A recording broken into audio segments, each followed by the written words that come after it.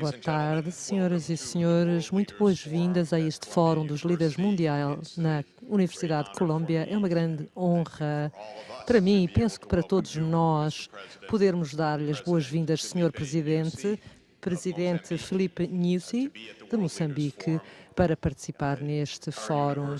A nossa universidade tem uma ligação muito prolongada e muito forte com o seu país, Senhor Presidente, e muitos de nós tivemos a oportunidade de trabalhar em Moçambique. Sei que é um país lindíssimo, com pessoas maravilhosas e somos muito afortunados por ter o senhor aqui presente. Há 2 anos nós demos as boas-vindas ao Senhor Presidente Kabuza a este Fórum de Líderes Mundial e, portanto, temos a sorte de poder agora dar-lhe as boas-vindas, Sr. Presidente, no primeiro ano do seu mandato. O Sr. Presidente Nyusi começou o seu mandato em janeiro de 2015 e tem uma carreira longa em liderança, política, governo e em diversas capacidades técnicas, no Ministério da Defesa, de 2008 a 2014.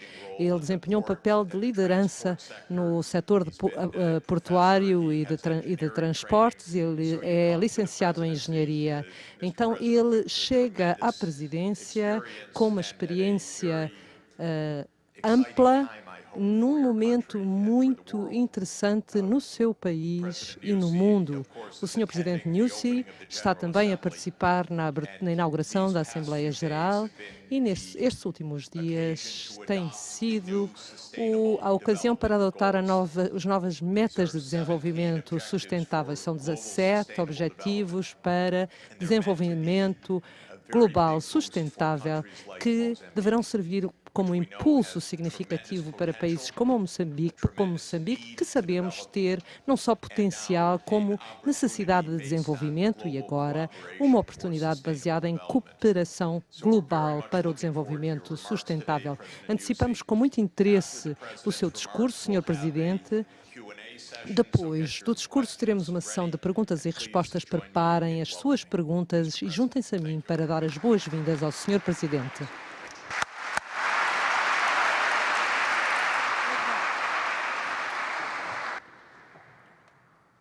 Devias ter posto aqui antes.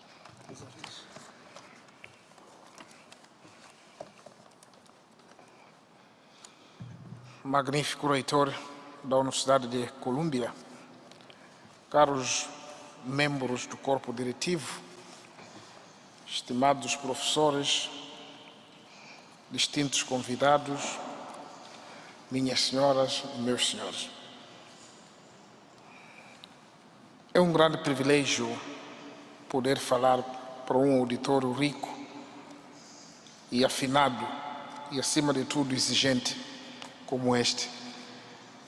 Porque aqui vão sair os futuros presidentes, os futuros engenheiros, os futuros ministros, mas também bons cozinheiros, se for preciso. Quero, por isso, saudar a todos os presentes e aproveitar o momento para agradecer à Universidade da Colômbia pelo convite que me fez.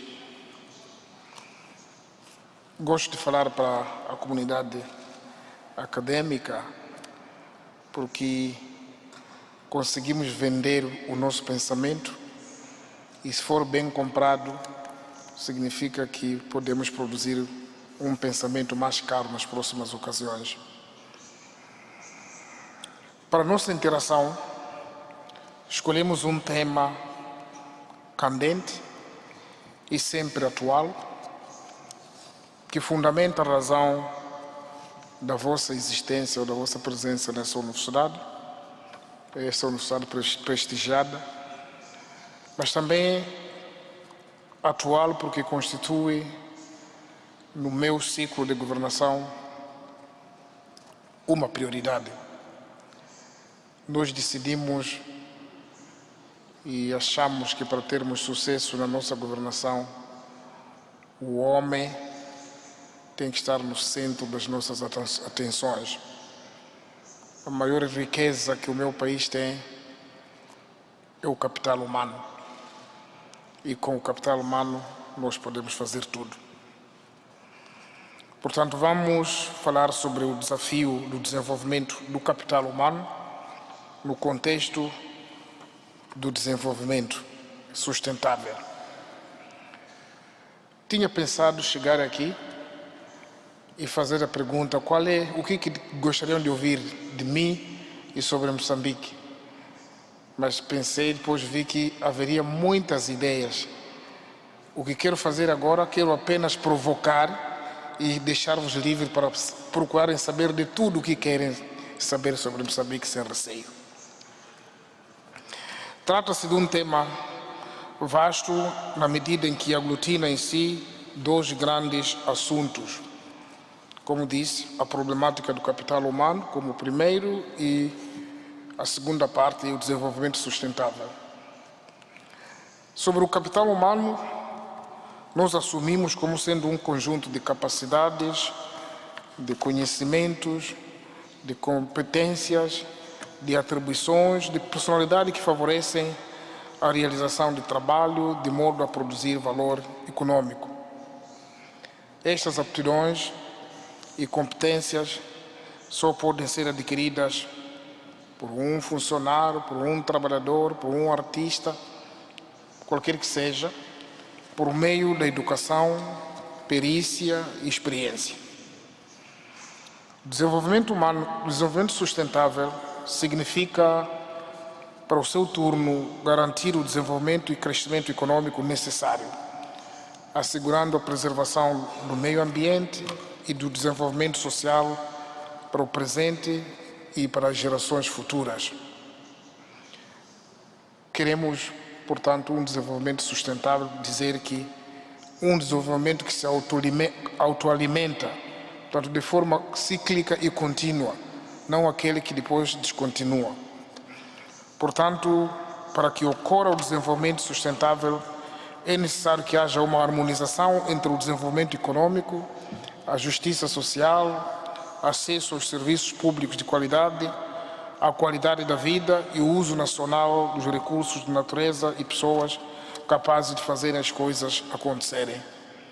Há um termo que nós temos usado em Moçambique, e acho que aqui também, que é um homem humanamente desenvolvido dentro da perspectiva de um desenvolvimento sustentável, é aquele homem que tem o bem-estar, portanto, que vive bem. Na negativa a gente usa o termo que não é pobre, mas eu prefiro na positiva que está num bem-estar. O bem-estar para nós em Moçambique significa, e aqui também, ter boa educação, ter boa saúde, ter energia, ter água, ter infraestruturas, bons serviços, serviços de qualidade e ser respeitado também. O Estado moçambicano é um Estado jovem, de 40 anos, tem um historial longo de construção de um sistema de formação do homem cujo passado foi discriminatório. A educação em Moçambique, há 40 anos, estava reservada a uma elite colonial. Isso parece uma história para a geração da vossa grande parte de idade que tem aqui, mesmo para os moçambicanos. Para se ir à escola em Moçambique, havia discriminação e muitos que estudaram naquela altura era preciso aderir a algumas igrejas. Então ficavam fiéis, mas fiéis não do coração, só para conseguir a educação. Mas hoje falaremos sobre qual é o seu nível. À medida em que fomos construindo o nosso Estado, enfrentando novos desafios locais, regionais e globais, desenvolvemos novos conceitos sobre o papel do homem na sociedade e conhecemos novas alternativas ao desenvolvimento. Entendemos que o desenvolvimento do capital humano começa, é verdade, na família, mas começa também com a educação e na escola. O primeiro presidente da República de Moçambique, proclamado há 40 anos, chamava-se Samora Machel. Penso que devem ter ouvido, porque era uma pessoa diferente na sua forma de ser e com a cultura geral que vocês tanto carregam. Espero que não vai acontecer aquilo que aconteceu uma vez, porque eu estudei também fora, e um dia uma colega perguntava: quem é o presidente do seu país? Eu disse: diga lá o nome. E ele disse: não, é Michael Jackson. E eu fiquei a dizer: mas eu conheço o presidente do seu país. A diferença entre a cultura geral era tão grande por causa do fechamento, mas é preciso sairmos da caixa. Quero citar Samora Machel, precisamente para dizer que ele dizia assim: fazer da escola uma base para o povo tomar o poder. Portanto, tomar poder significa ter médicos, ter professores, ter enfermeiros, ter engenheiros, ter agrônomos, mas só se pode ter essa gente com a educação, portanto, desenvolvendo humanamente a essas pessoas.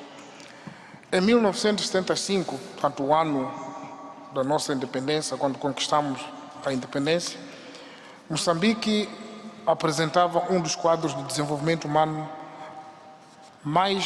um dos mais baixos do mundo. A taxa de analfabetismo era acima de 93%. Portanto, em cada 100 pessoas, só 3 pessoas é que sabiam ler. Podem imaginar como é difícil assimilar a vida. Nos primeiros anos da independência, o governo moçambicano não teve mãos a medir, senão pôr a educação em todo o seu sistema. A alfabetização e a educação de adulto foi colocada no topo das prioridades de governação. Camponeses, operários, forças de defesa e segurança foram orientados a estudar. Aquilo era só cruzamentos. As nossas escolas de Moçambique, primárias, agora secundárias, têm turnos. Turno de manhã, turno da tarde, por vezes já tem 3 turnos durante o dia, mas também tem turno à noite, para poderem aqueles operários, aqueles trabalhadores poderem estudar. E grande parte, se calhar, dos que estão aqui na minha delegação tiveram alguma oportunidade de estudar à noite. E hoje temos muitos com formação superior. Mas foi uma batalha, era cruzar nas escolas, e as carteiras eram muito usadas, portanto, eram exploradas plenamente. É assim que, através de várias campanhas de alfabetização que contaram com uma ampla adesão de vários segmentos da população, foi possível reduzir os índices de analfabetismo para 72,2 em 1980. Portanto, depois de 5 anos, saímos de 93 para 72. Isso considerando os recursos que Moçambique tinha, sobretudo o recurso humano. Se tinha em cada 100 3 pessoas que sabiam ler, portanto, começamos a ensinar pessoas com 3 pessoas, o que significa que a velocidade da formação seria necessariamente muito pequena, mas mesmo assim conseguimos aumentar ou acelerar o passo.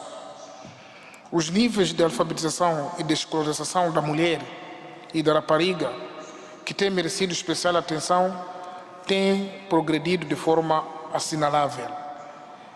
Do total de pessoas que frequentam a alfabetização e educação de adultos, 60% são mulheres. Portanto, podem ver, a mulher é que mais adere. E quanto às raparigas no ensino primário, 47% do total dos alunos estão a estudar. Portanto, são meninas. Nós queríamos que fosse mais porque é a maioria.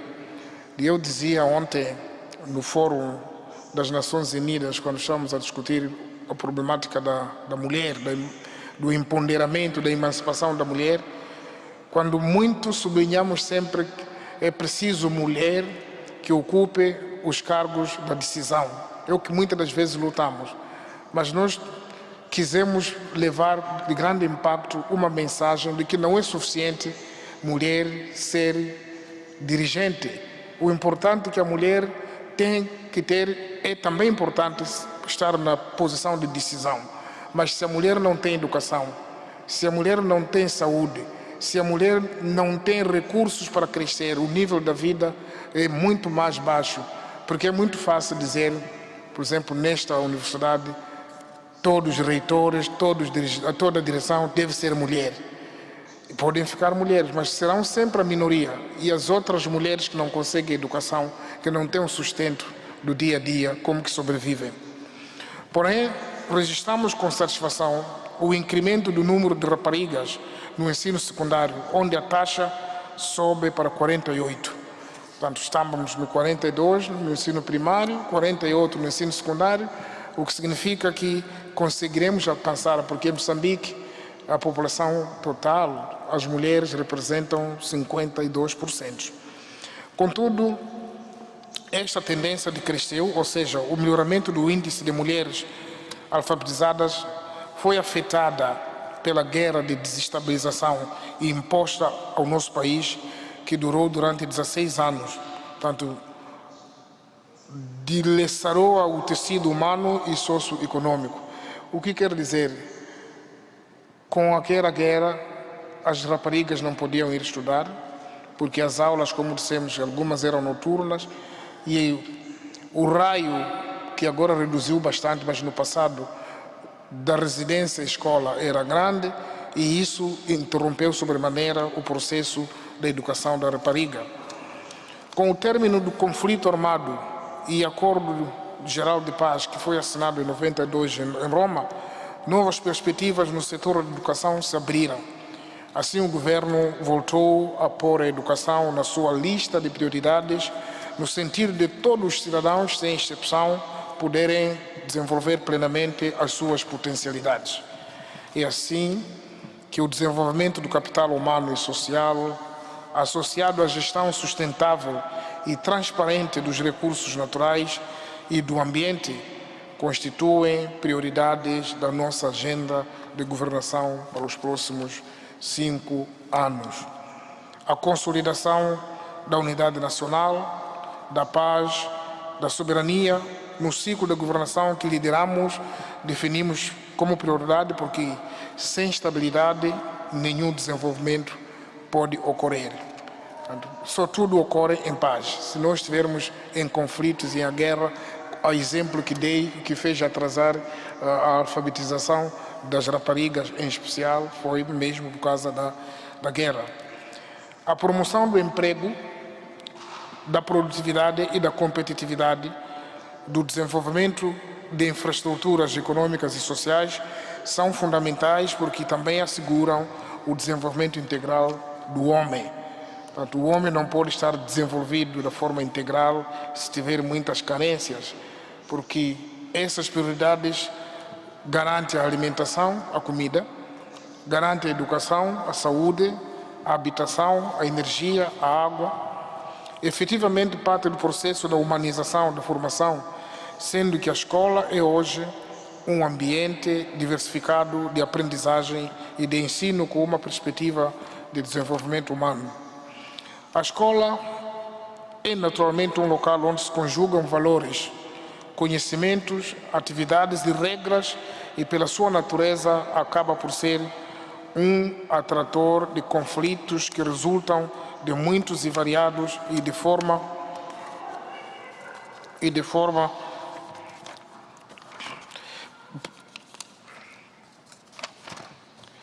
variados problemas que têm que resolver.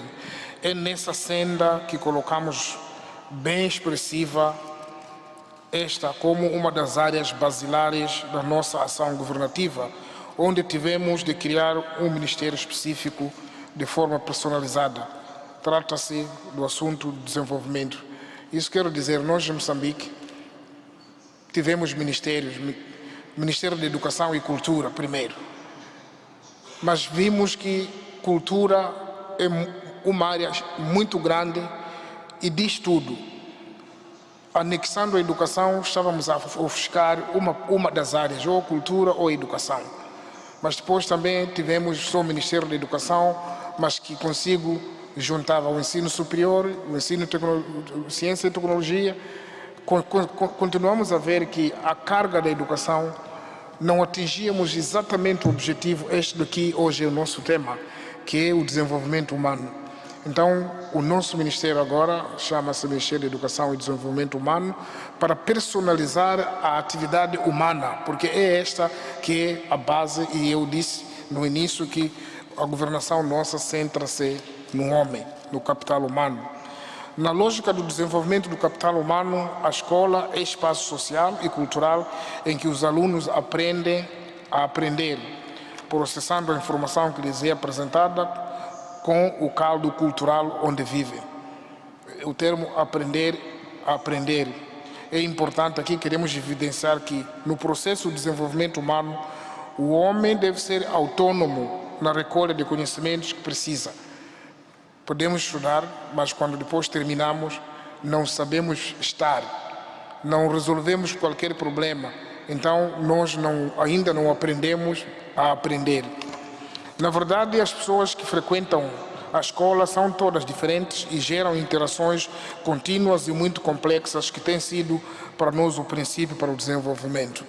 Estamos assim a falar de um ambiente multicultural que permite aos estudantes o crescimento através dos afetos e que se pretende que seja preparatório para uma plena integração na sociedade como cidadãos e força de trabalho. Percebemos a escola como uma instituição fundamental não só para a formação do indivíduo, mas também na responsabilidade pela evolução da sociedade e dos conceitos humanistas que lhe transmitem. A escola é um espelho das transformações e do seu desenvolvimento e tem que estar preparada para ensinar para o futuro, respeitando os valores essenciais da sociedade. Sendo que o mais importante é que professores e alunos aprendam a perceber onde estão os problemas da sociedade para a qual trabalham e saibam equacionar e encontrar soluções relevantes em tempo útil. É uma virtude perceber fenômenos, porque o homem, mais uma vez digo, tem que ser autossuficiente. Quando está perante um problema, tem que saber estar, tem que saber lidar. Então, aprender a perceber é importante porque consegue imediatamente atuar ou agir ou decidir em função da realidade que estiver a encontrar em cada fase. Por isso, a escola tem que proporcionar o enquadramento necessário a uma evolução pessoal e profissional aos cidadãos para a sua integração na sociedade. Ao desenvolver um conjunto de atividades sistematizadas, exortando o saber e experiência pessoal e formas de pensar e agir sobre o mundo que nos rodeia, permita que a escola construa um cidadão engajado com a sociedade e competente da sua profissão. Caros acadêmicos, a nossa ação governativa para os próximos 5 anos assenta-se na colocação do homem como centro de prioridade. O programa quinquenal do nosso governo foi estruturado de uma forma integrada, tendo como finalidade a satisfação das necessidades de cada moçambicano, permitindo-os usufruir de serviços sociais básicos de qualidade. Moçambique é um país com imensos recursos naturais, desde excelentes solos aos excelentes rios, tanto para a agricultura como para a produção de energia hidroelétrica, as grandes reservas de gás natural e de minerais, como por exemplo o carvão, o ferro e outros.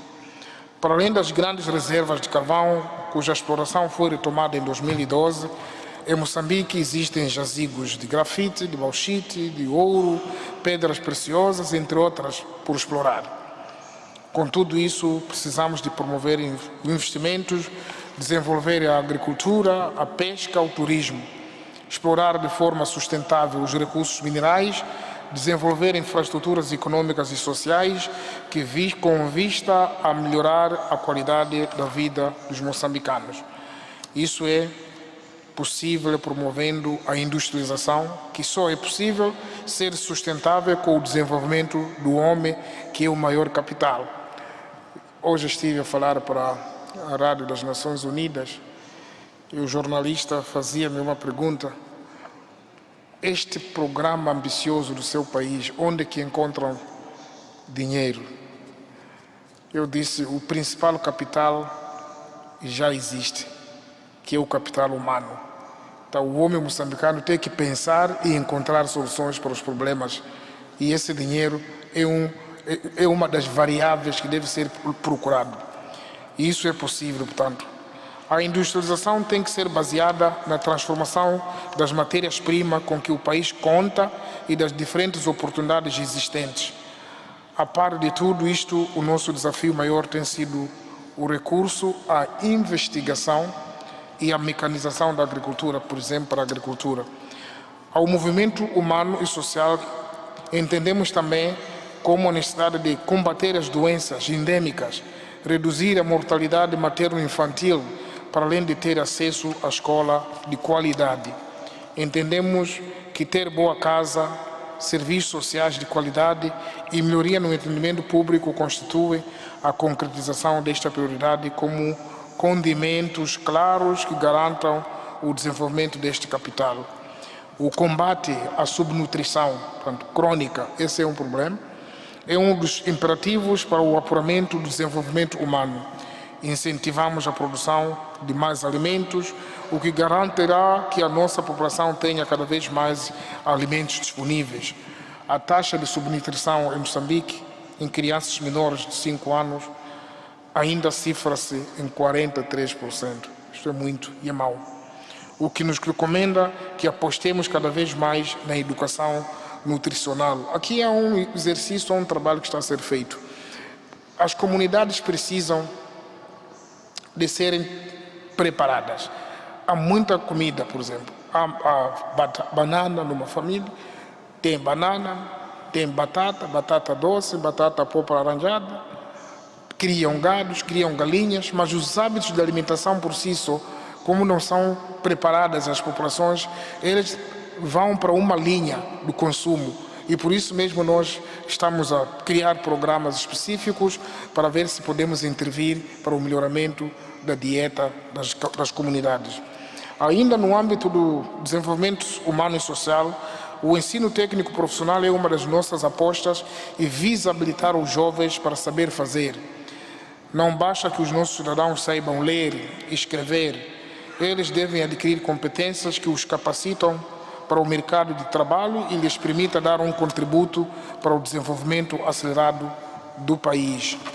Nesse sentido, temos vindo a prestar maior atenção a esta componente, privilegiando a formação técnico-profissional desde o ensino secundário. Hoje, o país conta com 140 escolas técnico-profissionais e o número de alunos atinge 64 mil, dos quais 23, portanto, correspondendo a 37%, são raparigas. Quem sabe fazer pode produzir rendas e sustentar o seu próprio desenvolvimento. Quem sabe fazer pode ser empreendedor e empregar a outros. O nosso ensino superior tem apresentado níveis de crescimento animadores. Em 75, portanto, quando conquistamos a independência, o país tinha só uma universidade. Um país inteiro só tinha uma universidade. Passado 40 anos, temos 49 instituições do ensino superior espalhadas por todo o país e o número de alunos ascende a 170 mil, dos quais 41% são mulheres. Portanto, o nosso objetivo de elevar a rapariga e a mulher, temos estado a conseguir. Como dissemos, em Moçambique, cerca de 52% da população são mulheres, são a maioria, são do sexo feminino e são importantes na produção.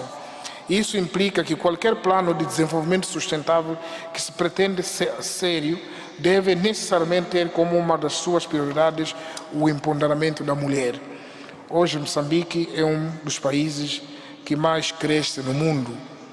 A sua taxa de crescimento anual, que se situa numa média de 7%, deve refletir-se cada vez mais de forma visível na vida de cada um dos cidadãos moçambicanos. O crescimento dos indicadores econômicos, sim, mas o mais importante ainda é o desenvolvimento humano e social, refletido neste crescimento. A educação tem um papel central para conferir a consciência ambiental e ética, valores e atitudes técnicas e comportamentos. A educação promove a sustentabilidade do desenvolvimento, O desenvolvimento sustentável de Moçambique só se pode atingir possuindo um capital humano forte, capaz de enfrentar os desafios.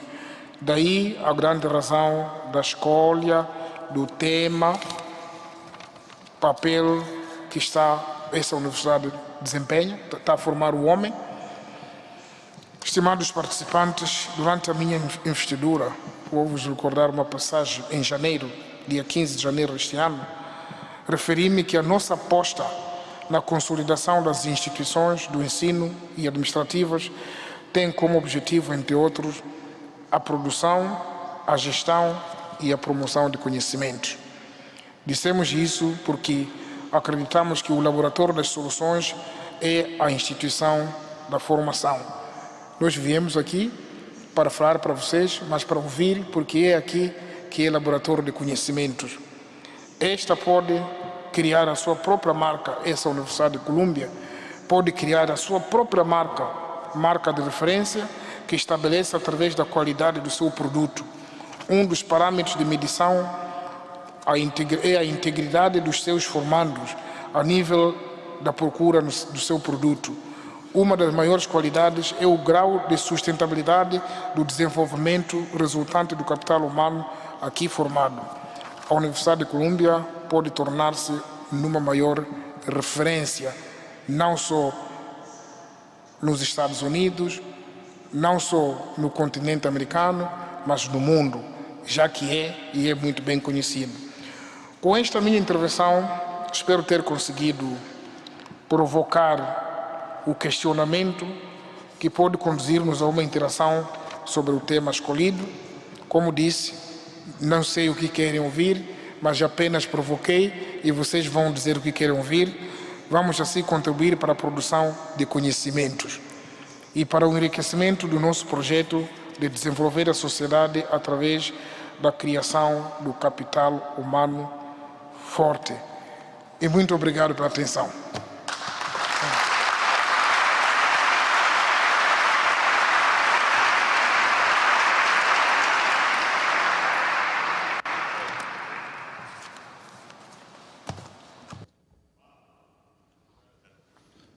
Senhor Presidente, foi maravilhosa a sua intervenção.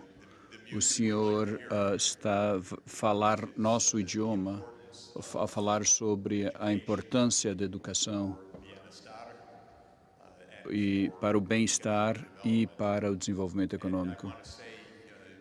Gostaria de dizer logo de entrada, os alunos que estão interessados devem se preparar para dirigir a palavra ao presidente. Temos microfones nos dois lados. Senhor presidente, nós gostaríamos de apoiar o senhor de maneiras muito práticas.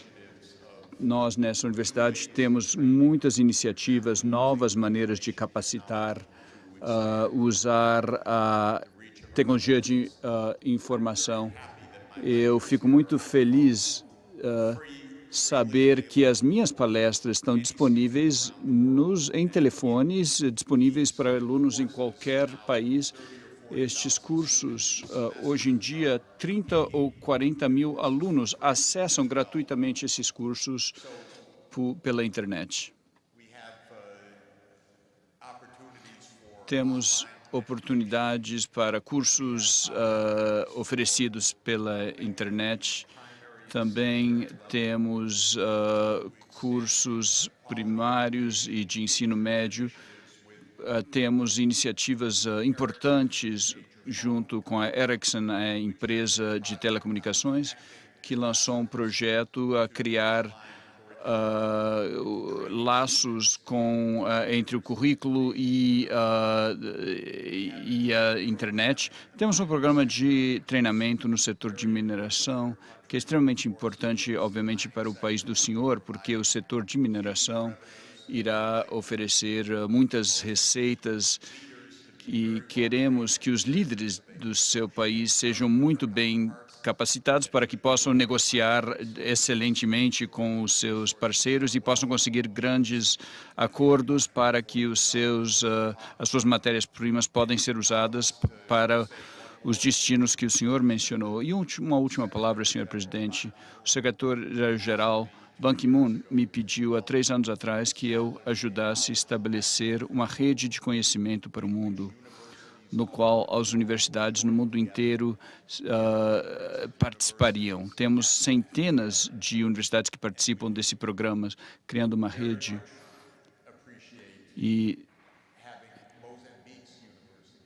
queremos muito que as universidades do seu país participem desta rede para que possamos compartilhar conhecimento sobre as metas de desenvolvimento sustentáveis e também para que possamos beneficiar, tirar proveito das experiências do seu país. Resumindo, o senhor nos provocou muito com ideias, admiramos muito o seu país, achamos a sua visão de crescimento muito poderosa e estamos muito ansiosos para trabalhar com o senhor para que o senhor possa realizar a sua visão. Muito obrigado por a sua mensagem tão importante e tão, me parece, precisa quanto ao desafio de desenvolvimento. Temos alunos já prontos. Eu peço que se identifiquem, o seu nome também e qual programa vocês estão e façam perguntas breves, por favor. Eu sei que temos pouco tempo, ouvimos os grandes comentários do presidente. Vamos tentar responder o máximo número de perguntas. Obrigado. Meu nome é John Patrick, eu sou aluno na Faculdade de Empresas. Eu que trabalhei na África do Sul, eu senti à primeira mão como é difícil transferir capacidades de ensino superior para os diferentes setores. Frequentemente, os países que estão mais interessados em extração de recursos, como alinhar os interesses de Moçambique com os interesses dos países que estão exportando para o seu país e como conseguir a transferência de conhecimento das empresas que investem no seu país. Senhor presidente, vamos então ouvir mais que uma pergunta. Chamo-me Ian Tomás, eu sou candidato de mestre aqui na Escola de Negócios, sou residente do bairro de Mafalala, na cidade de Maputo, e tenho 6 filhos adotados no seu país. Então foi uma honra e prazer para ter o senhor aqui. No meu trabalho em Maputo, eu sou responsável de uma empresa social, uma empresa que não só existe para fins lucrativos, mas que tem fins sociais, que quer criar empregos, que quer promover educação e saúde. Então, gostaria de saber o que Moçambique está a fazer ou pode fazer no futuro para promover mais investimento social, não só necessariamente investimento que tem seu benefício para alguns privilegiados. Obrigado. Thank you, please. Boa tarde, presidente. Meu nome é Mimi Saunders. Eu estou fazendo o meu mestrado na área de direitos humanos. I was a teacher in Mozambique, in Chisano, and I had a lot of girls that were very vulnerable and intimidated by educators. And I'm wanting to know, how does the... Como é que o governo de Moçambique, como é que resolve a questão das mulheres, das raparigas, para que possam estar em programas especiais, sobretudo na educação. Obrigado. Muito obrigado por vir aqui. Eu sou Cosmos, eu sou no colégio e sou zimbabuiano. Eu tenho 2 perguntas. O meu primeiro aspecto é o ponto sobre a estabilidade. Nós temos ouvido a falar de disparos entre a RENAMO e a polícia e que 9 pessoas morreram. Eu queria saber qual é o plano de Vossa Excelência para lidar com o problema da RENAMO e também em termos de abordar ou contactar o DACAMA que está a causar problemas. Também eu sei que Vossa Excelência esteve na exposição agrícola. Gostaria de saber qual é a sua opinião sobre a dinâmica do presidente Mugabe na política, tanto na dinâmica política do Zimbábue. Yes. Gary Reberg, um aluno na Faculdade de Assuntos Internacionais. Minha pergunta ao senhor presidente: eu tenho entendido que o seu país atualmente está atravessando um boom em gás natural. quais os planos do seu governo para distribuir as receitas destes recursos de uma maneira justa? Obrigado. Good afternoon. Foi uma estudante em Teachers College, mas agora trabalho com a Unicef. Então, minha pergunta é assim. I was wondering if you could explain in the area of education. O senhor poderia explicar, na área de educação e empoderamento das mulheres, como que os líderes tradicionais, como Glendaros, e os líderes religiosos no seu país podem alavancar para trabalhar junto com os professores, especialmente nas comunidades onde os professores não são daquela comunidade, para apoiar o desenvolvimento das mulheres e o empoderamento das raparigas? Olá, senhor presidente. Constance Grimidis, eu sou um aluno de mestrado na Faculdade de Direito.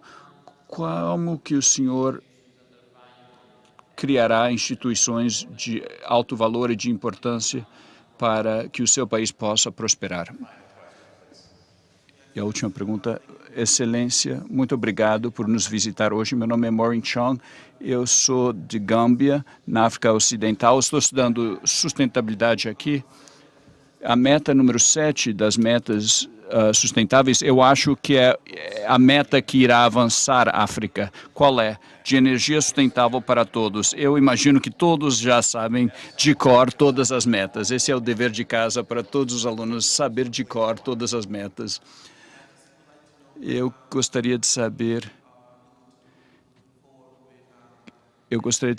qual a sua atenção com respeito à energia no seu país, especificamente energia sustentável. Muito obrigado por excelentes perguntas. Senhor presidente, por favor, eu passo a palavra para o senhor. O senhor tem uma longa lista de perguntas. Por favor, as suas ideias sobre essas perguntas. Please.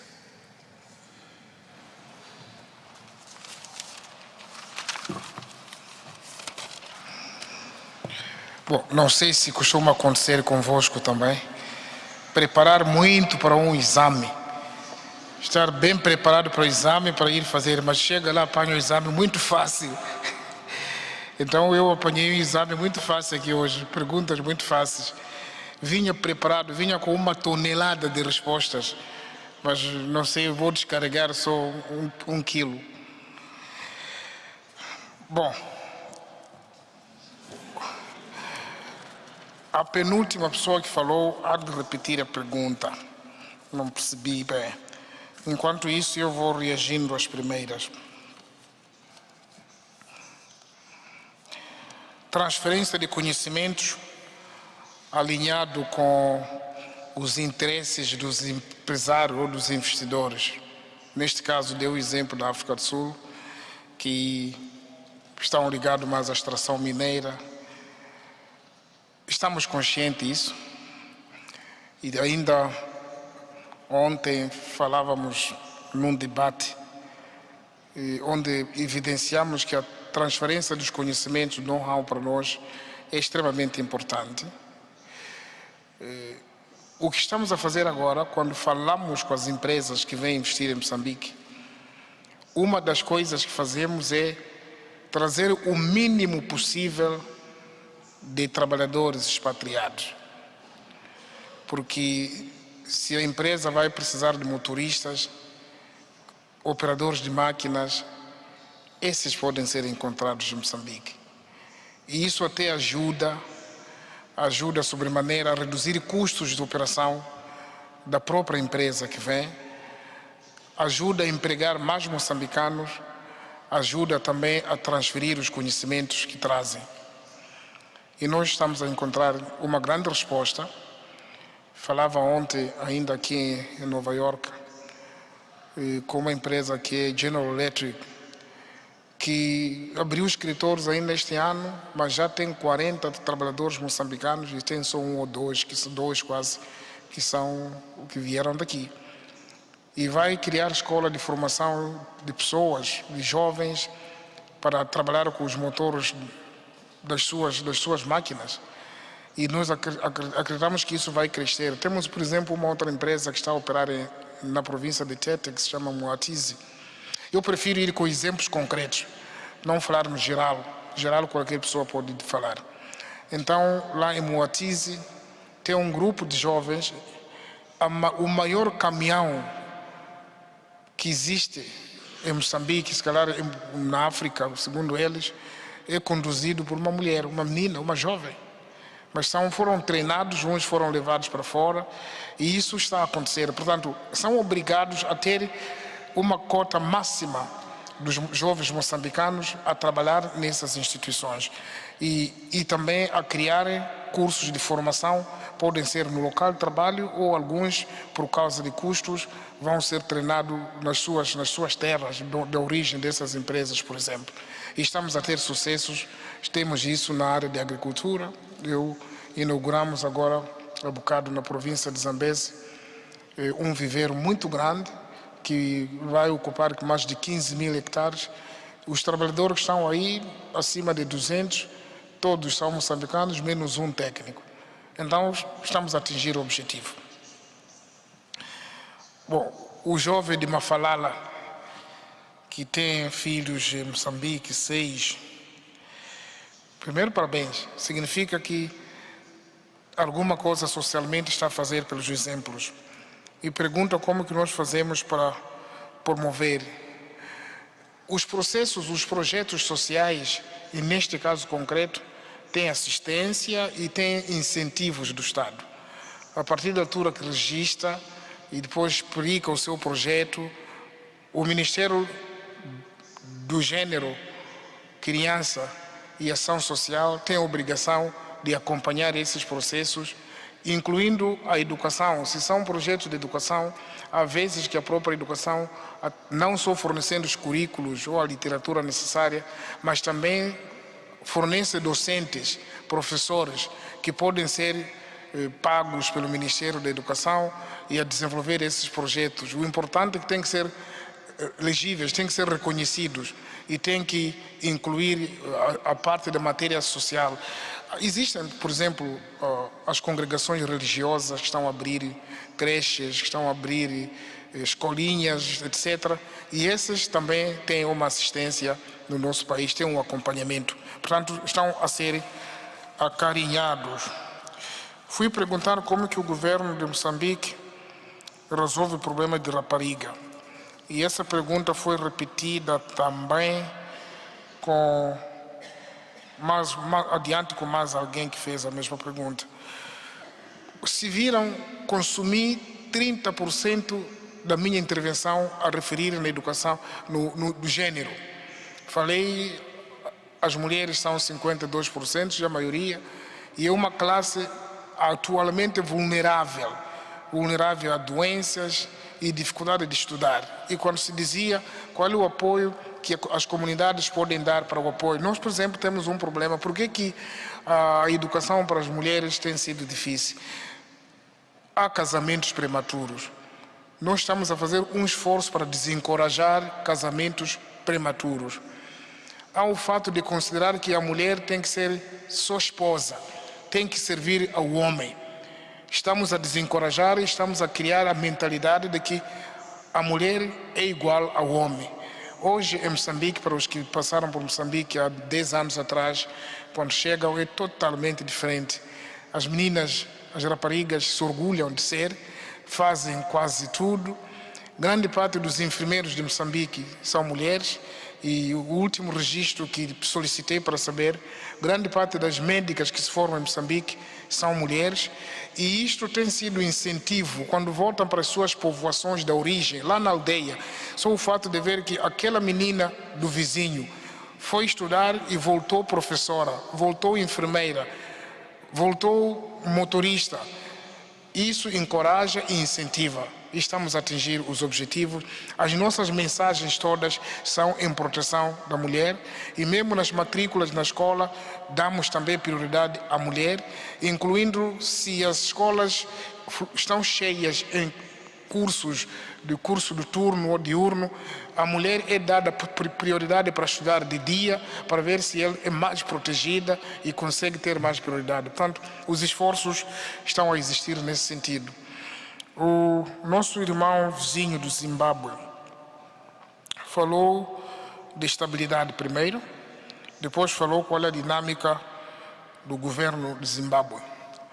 Estabilidade, sim, como viu, fala-se de disparos. Fiquei bem quando disse-me que ouvi dizer, até conheço que o Dhlakama está a criar distúrbios. Acho que o termo próprio que usou é esse, e isso até significa a consciência da comunidade internacional sobre o que está a existir. Essa desestabilização que está a existir sempre existiu. Nós ficamos em 75 independentes. Depois da independência, porque nós sabíamos que Moçambique faz fronteiras com Tanzânia, com Malawi, com Zâmbia, com Zimbábue, com África do Sul, e esses países todos, África do Sul estava com o apartheid, todos conhecem, a discriminação. Foi muito combatido e este país ajudou muito o derrube do apartheid. A Rodésia do Sul, atual Zimbábue, estava a ser colonizado, como sabemos. Então, mergulhamos no apoio a esses países, como também todos os países amantes da paz no mundo apoiam os outros a se livrarem, a se libertarem. E foi ali, compramos sarna, foi uma fatura muito forte, libertaram-se aqueles povos, mas fomos seguidos. Os donos, os patrões desses foram arrumando pessoas em Moçambique para criar aquela guerra que me referi de 16 anos, que atrasou o processo. Mas a grande arma que foi usada naquilo foi o diálogo. Através do diálogo, em 92 assinou-se o acordo de paz e continuamos 20 anos tranquilos. O processo democrático agora é este. Ciclicamente, de 5 em 5 anos, há eleições. E cada presidente tem possibilidade de 2 mandatos, se assim decidir. O presidente Chissano ficou 2 mandatos, quase que ficou 2, mas podemos considerar que ele tinha chance para fazer mais um, porque a lei foi feita no primeiro mandato dele. Mas, conscientemente, disse que já tinha estado lá mais tempo e decidiu sair. Portanto, foi um exemplo muito grande da democracia, da consciência, da necessidade de rotação do poder em Moçambique. Entrou o presidente Guebuza, fez os seus 2 anos de mandato, terminou, nada obstava, o povo gostava dele, mas porque a lei diz 2 anos terminou e saiu, e entrei. Sempre fomos às eleições. As eleições observadas internacionalmente foram reconhecidas, fui proclamado presidente, os deputados também, mas o mesmo candidato que sempre não venceu em 5 eleições, sempre reclamou que tem direito, porque ele é que ganhou, sempre reclama que há roubo. Foi roubado isto ou aquilo, mas a observação internacional, algumas fundações deste país estiveram em Moçambique para assistir às eleições. A União Africana esteve lá, a União Europeia esteve lá, a SADC esteve lá e mais observadores individuais legitimaram o processo. Não há motivo para alguém que gosta de democracia e aceita a derrota. O que tinha era mais felicitar quem que ganhou e colocar-se à disposição. Proclamei o mandato meu, ciclo da inclusão, onde ouço a todos, todas as ideias. E uma das coisas foi reunir e reúno, já estive com o presidente Dhlakama, como está a dizer, que é o presidente da Renamo, mas o que ele quer está acima da lei. Não posso, jurei respeitar a Constituição, então não posso permitir que a lei, a Constituição seja violada, senão com o consentimento de todo o povo moçambicano. Portanto, estamos a privilegiar o diálogo, falar. Esses distúrbios depois encontrarão a explicação, porque tem que encontrar a explicação. Não pode haver distúrbios num país independente, livre, onde as instituições do Estado estão a funcionar. Sobre Zimbábue, é verdade, estive lá, fui o convidado de honra para abrir a feira. Penso que o mais que eu, o próprio que me colocou o problema é zimbabuiano, domina melhor a governação de Zimbábue, como que funciona, mas sei que é um governo que saiu também das eleições onde o povo zimbabuiano elegeu, e isso significa que é aquilo que o próprio povo zimbabuiano quer e a maneira como está a governar é daquela forma. O que nós temos feito é, nos fóruns internacionais, termos sempre pensamento, aquele que trazemos aí na SADC, e procuramos que a democracia, as práticas de boa governação tenham mais, sobressaiam mais do que mais interesses alheios a estas vontades. Moçambique, boom, gás. Como que pensa? A primeira coisa que estamos a pensar é, de fato, aprender dos erros dos outros. Nós não queremos que o gás nos amaldiçoe. Nós não queremos que o gás seja a única fonte de riqueza, porque Moçambique sempre existiu. Comíamos, dormíamos. Então não é agora que temos que pensar que o gás é tudo. Vamos diversificar a economia, gás, carvão, energias, agricultura, turismo, pesca, pecuária, porque é assim como nós sempre vivemos e algumas áreas são sustentáveis de uma forma infinita. Agora, como distribuir a riqueza? Naturalmente, as oportunidades têm que ser abertas com a maior transparência possível para todos.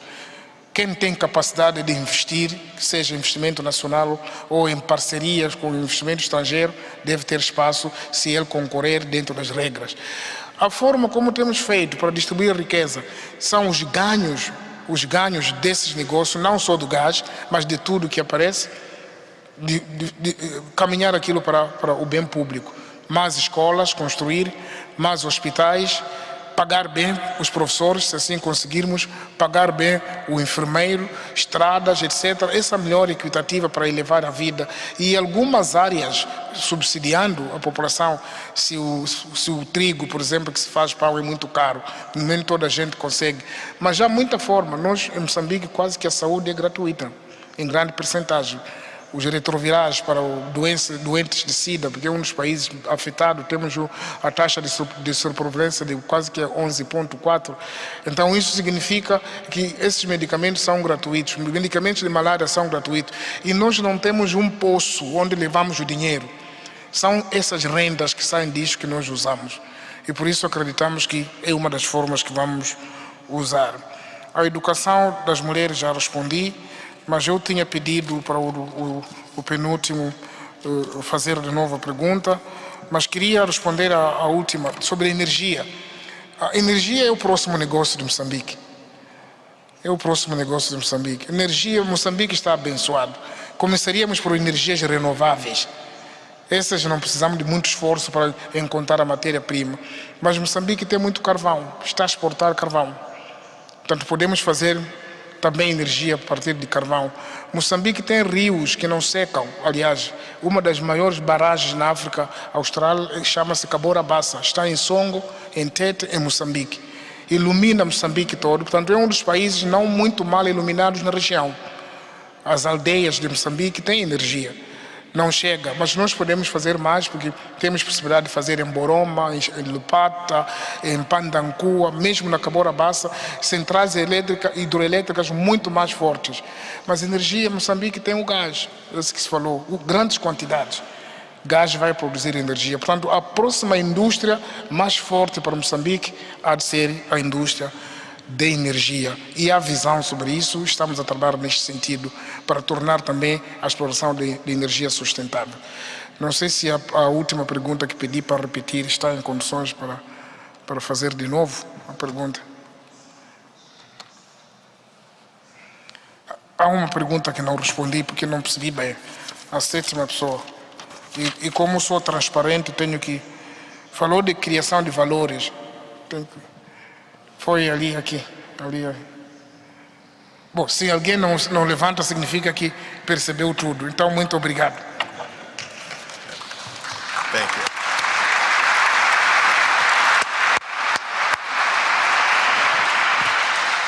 Mr. President, thank you for such clear and thorough answers to the questions. I want to thank the students for such excellent questions also. Excelentes, agradeço os alunos por excelentes perguntas. Estamos muito felizes com a sua presença. As portas da universidade estão sempre abertas para o senhor. Esperamos poder receber o senhor em futuras ocasiões, na medida que o senhor visita esta cidade e as Nações Unidas. Isso encerra nosso evento. Senhoras e senhores, uma salva de palmas para o presidente.